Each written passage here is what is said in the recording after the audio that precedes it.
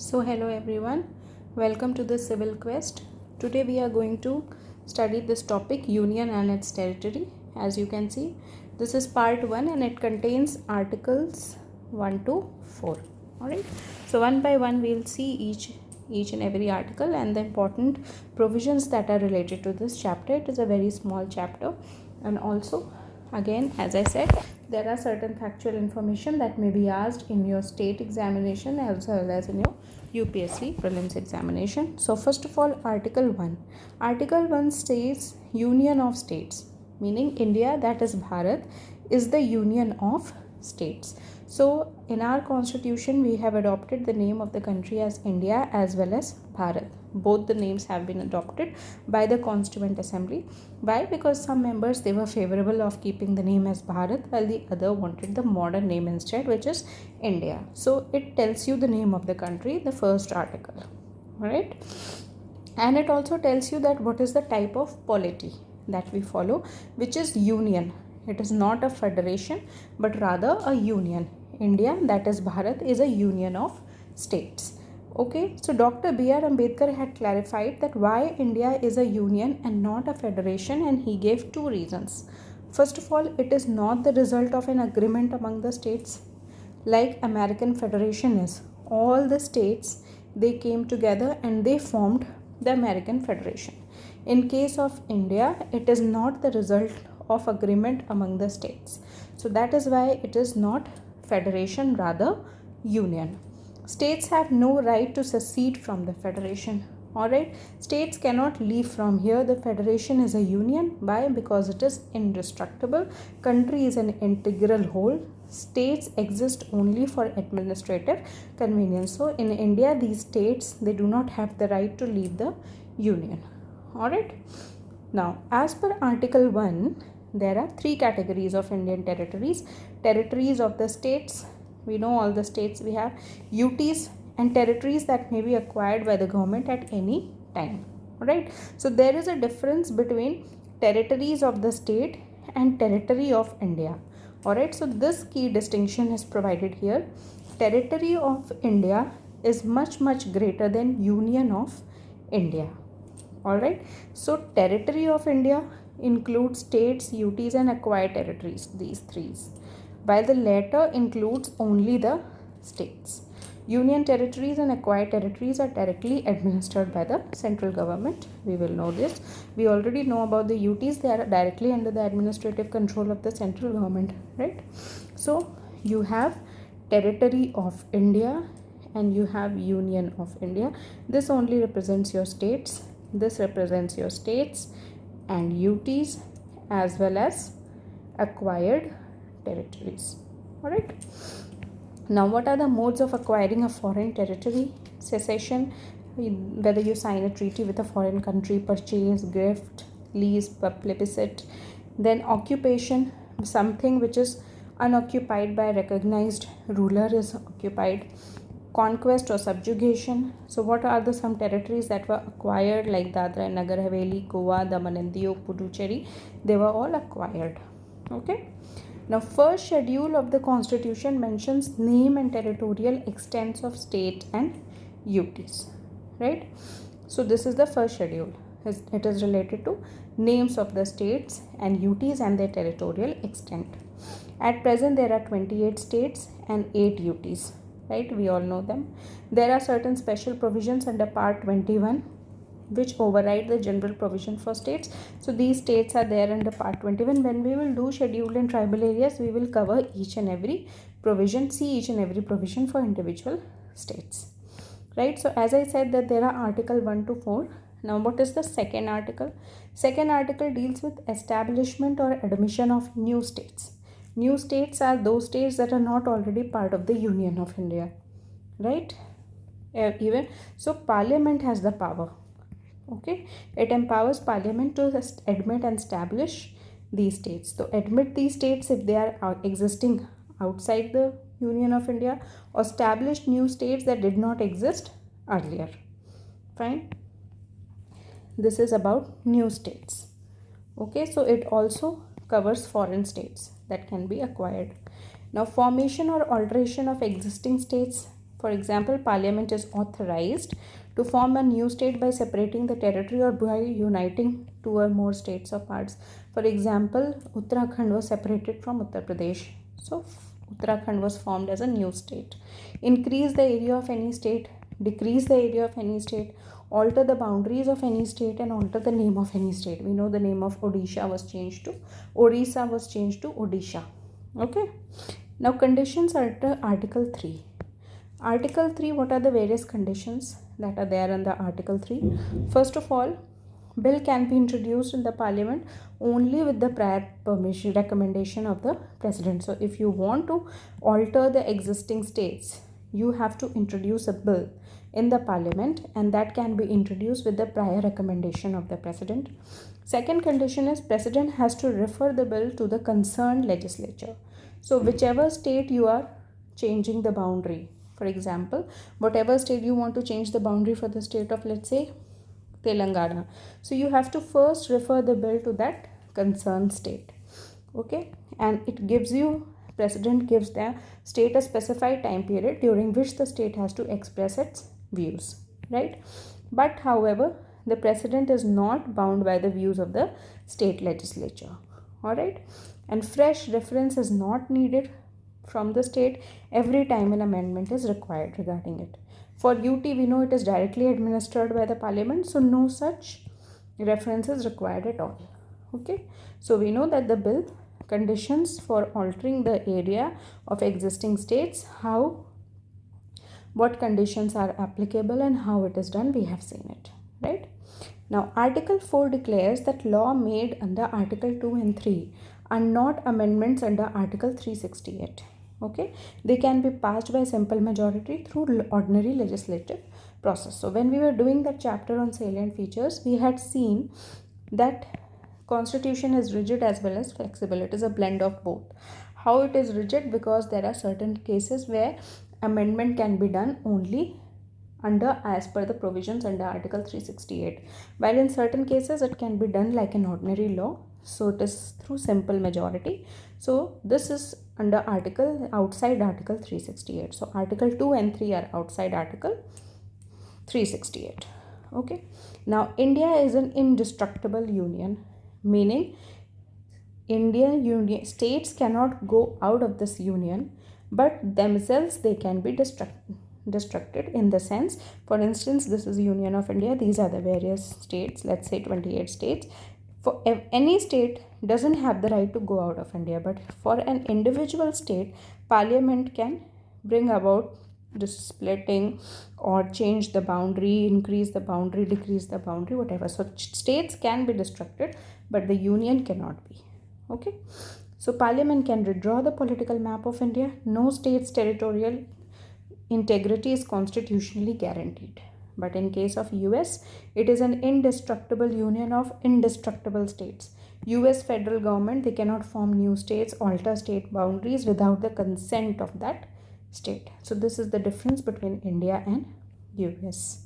Okay, so we will see the two cases where we have certain provisions of Article 3 or incorporation of states were done. So first of all, if suppose it is asked, does Article 3 gives power to diminish area, like include power to cede an Indian territory to the foreign country? For example, if Article 3 says that you can change suppose you can alter the boundary of an Indian state. For example, this is some Indian state and this is a boundary country. Okay, so does Article 3 also covers this aspect, that you give up a slight portion of the state to this country? Okay, so this is the question we need to know. So Supreme Court had said in 1960 that Article 3 does not cover secession to a foreign country.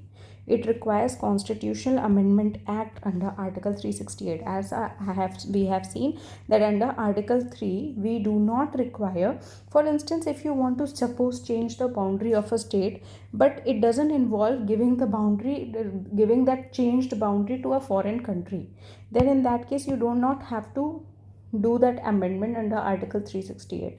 But suppose if it requires, for instance, suppose if this is a boundary country and this is a state of India, and we want to diminish the boundary and give it to this country, is it possible?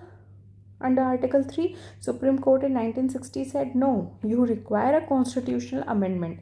This is what happened when 9th Constitutional Amendment Act 1960 was passed to transfer Beruberi Union. This is a part of West Bengal to East Pakistan, right? So Supreme Court in 1969 again, it said that if you are settling your boundary dispute with any other country, then you do not need a constitutional amendment. It does not amount to secession. It can be done by executive action only. So if you are only ceding a part of Indian territory to a foreign country, then you need the constitutional amendment. Okay. Similarly, we have 100th Constitutional Amendment Act that involved exchange of enclaves with Bangladesh. Okay. India had transferred 111 enclaves to Bangladesh, and Bangladesh has transferred 51 to India. And also, there was a demarcation of 6.1 kilometer of undemarcated border stretch. So first schedule provisions for 4 states were modified. Land boundary agreement between India and Bangladesh already existed. Regarding that, a protocol was signed in 2011, and this agreement belonged to 1974. So this happened. 100th Constitutional Amendment involved exchange of enclaves with Bangladesh. Okay, it was based on the land boundary agreement. All right, so we saw that if you want to cede a part of Indian territory to a foreign country, you require a constitutional amendment. Okay. 9th Constitutional Amendment Act 1960 could not be notified for East Pakistani territories due to continuous litigation. Right. Now let us see how the states and UTs in India evolved. So first of all, we will see integration of princely states in India. Okay. First of all, during independence, there were 2 categories of territories in India. First was British provinces that were directly under the British rule. The other one was princely state. Now, princely states were under the rule of the native princes, but ultimately the paramountcy belonged to the British. Alright, so we had British provinces and we had princely states. Now, during independence, right, there were 552 princely states, and our Indian Independence Act of 1947 gave these princely states 3 options. Either you go to India, or you go to Pakistan, or you remain independent. So out of this 552, 549, they joined India and 3 refused to join India. Which were these 3 states? Hyderabad, Junagadh and Kashmir. Alright, so when we will do post-independence India, we will see that Hyderabad, Junagadh and Kashmir, they denied joining India, and hence they were integrated with the efforts of Sardar Vallabhbhai Patel. Hyderabad through police action, Junagadh through referendum, and Kashmir through instrument of accession. Okay, so this is how princely states were integrated. This is a cover story. In detail, we will see when we will discuss post-independence India, how Sardar Patel managed to do it. Right now, classification India at that time, Indian states were first in 1950 were classified into 4 parts. Part A states, Part B states, Part C and Part D were Union Territory. इसमें तो there was only one, Andaman and Nicobar Island. Okay, and Part A and B both had 9 states each. These were the erstwhile governors provinces of British India. Okay, this were the princely states with legislature. This had some princely states which were centrally administered, and chief commissioner provinces. We saw 4 of them. So these were the chief commissioner provinces, and some princely states that were centrally administered. So there were 10, 9, 9 and only 1. Okay, so this was the political map of India in 1950. Now came your Dhar Commission. Now we will see certain committees that came regarding the reorganization of Indian states. So first one was your Dhar Commission and JVP committee. So we will see both of them. First of all, Dhar Commission was appointed in June 1948. What did this commission recommend? that we need to reorganize the states based on administrative convenience, not on linguistic basis. So it denied that language will not be the criteria for reorganizing the states, it would be just administration. So this had caused resentment. Then JVP committee came. First thing about this committee was that there was no chairman or convener, right? It was JVP, meaning Jawaharlal Nehru, V for Vallabhbhai Patel, and P for Pattabhi Sitaramayya. These were the three members. They also rejected formally language as the basis. Alright. So these two committees, they said that on linguistic ground there should not be any states. So remember the names of the committee and remember the chronology. First it was Dhar and then it was JVP. Alright. But what happened in 1953? In 1953, Andhra was formed as the first linguistic state by separating Telugu speaking areas from Madras. So this is your Madras state. From here Telugu speaking areas were separated and Andhra Pradesh was formed. This happened after a prolonged agitation which led to the death of a Congress leader Potti Srimulu, and it was because of a 56 days hunger strike that he died. So they had to create the state on a linguistic ground. They were forced rather. Okay. Then came your, after this incident, government recognized that there is a need to reorganize the states. So Fazal Ali Commission was appointed. This is also known as the State Reorganization Commission. So always remember, Fazal Ali Commission is alternatively known as the State Reorganization Commission. So 1953 appointed and report submitted in 1955. Now again remember the chronology: Dhar Commission, JVP, Fazal Ali, or State Reorganization Commission. Why we call it Fazal Ali? Because he was the chairperson. K.M. Panikkar and H.N. Kunzulu were other members, right? They broadly accepted language as a basis for reorganization because this incident had already happened, but rejected one language, one nation state, one state, one language theory. Alright, so there were 4 factors that they identified for the reorganization of state. First of all, unity and security of country should be preserved and strengthened. Linguistic and cultural homogeneity should be maintained. Financial, economic, and administrative considerations should be taken care of. Planning and promotion of welfare of people in each state and the nation should be ensured. So as per the State Reorganization Committee, it was decided that there should be 16 state and 3 centrally administered territories. Alright, and this distinction of part A, B, C and D should be done away with. So 7th Constitutional Amendment Act 1956 was passed. This distinction was removed between part A and part B. Part C was automatically abolished, right?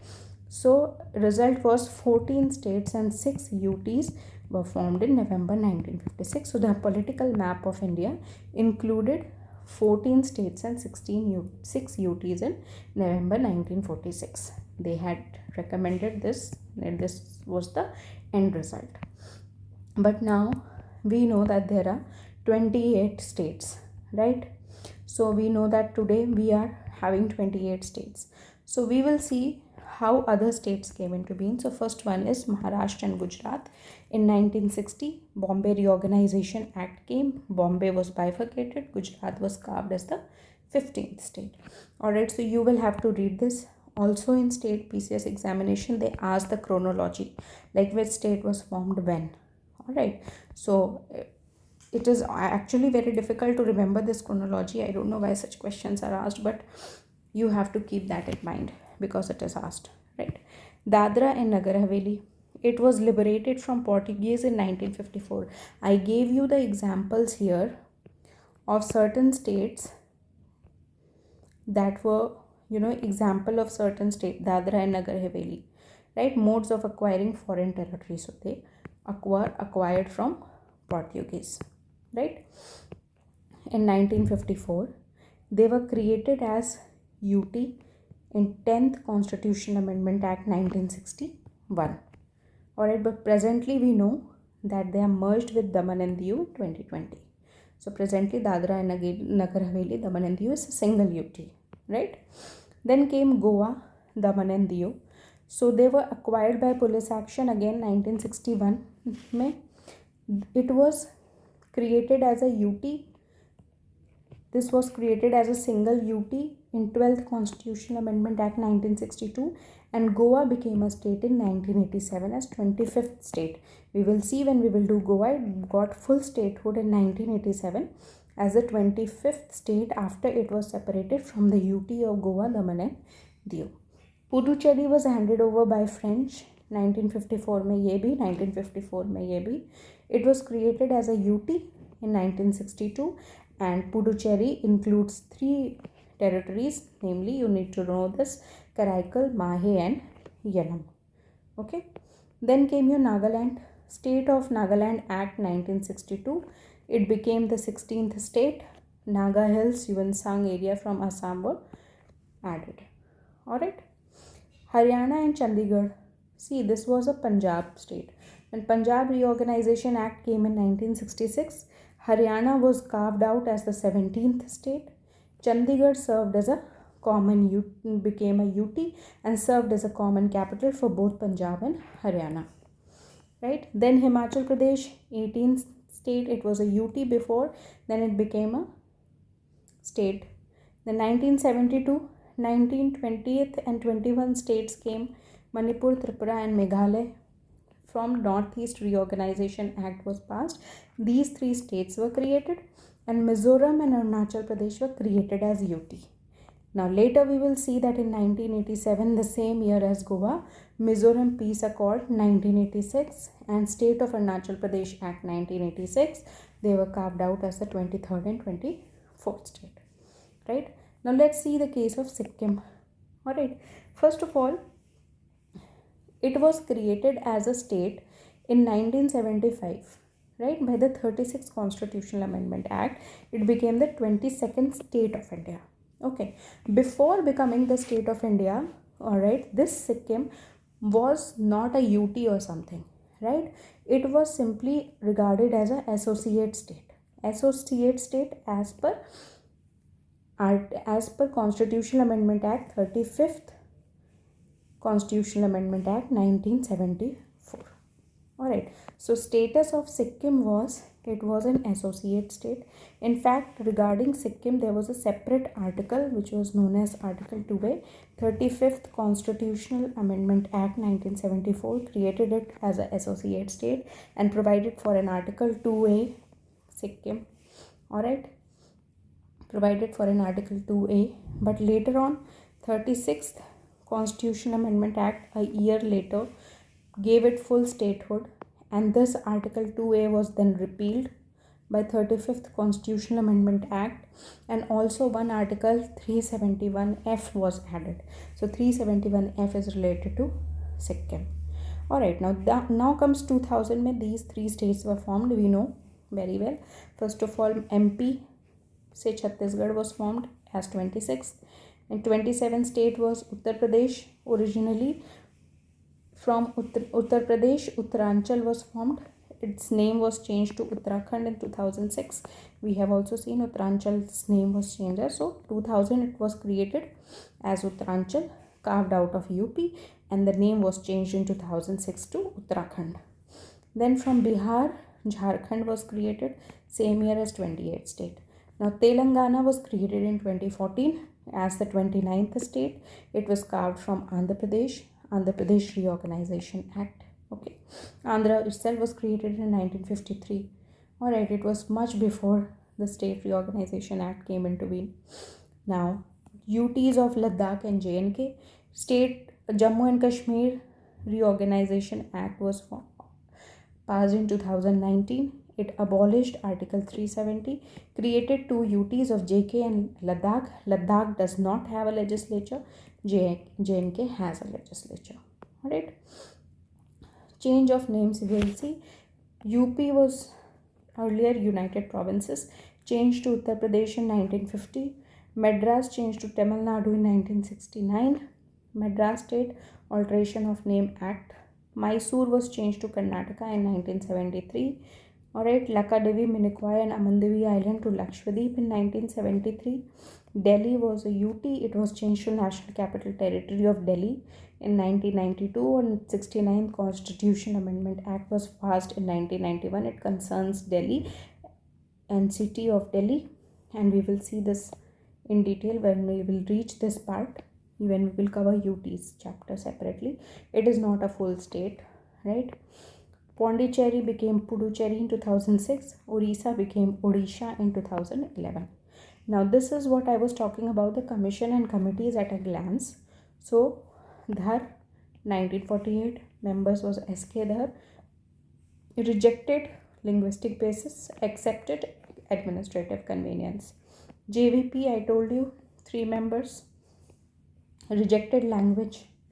Right, Fazal Ali State Reorganization Commission, later 1953, and Fazal Ali was the chairman. Other one was K.M. Panikar and H.N. Khusru. It was a 3-member committee. It accepted language as the basis, rejected one nation, one state theory, and rejected one language, one state theory, and recommended 16 states and 3 centrally administered territories. Later on, we formed 14 and 6. Okay, so this is Article 1, name and territory of union. Article 2, establishment or admission of new states. We have seen this, right? And this is laws made under Article 2 and 3 for the amendment of first and fourth schedule, to provide for amendment of first and fourth schedule and supplemental matters, and they will stay out of Article 368. Alright, now also these are the quick one-liners revision, last minute revision notes. This table summarizes everything. Alright, this is the table here that summarizes. You can have the screenshot, and we have finished this part, this chapter. As I told you, it was very small, and now you know. But only thing for the state PCS examination, just go through this chronology. Alright, remember this chronology. Sometimes they also ask you to match the state's creation along with the year of formation, right? So that's all for today. Thank you very much, everyone. Tomorrow we will come up with another chapter. All right, see you. Thanks.